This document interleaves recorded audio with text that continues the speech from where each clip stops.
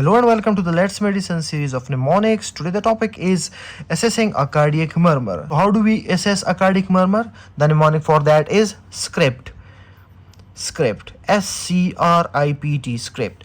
So from S we look for the site of the murmur, from C it's the character of the murmur, from R it's the radiation of the murmur, from I it's the intensity of the murmur, from P it's the pitch and quality of a murmur, and from T it's the timing in the cardiac cycle of a murmur.